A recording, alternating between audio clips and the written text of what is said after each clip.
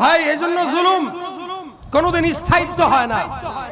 যারা এই জুলুম করে, ফেরাউনের লাশ আল্লাহ পাক আয়াত নাজিল করে টিকিয়ে রেখেছেন, ফালইয়াউমা নুনাজ্জিকা বিবাদানিকা লিতাকুনা লিমান খালফাকা আয়া।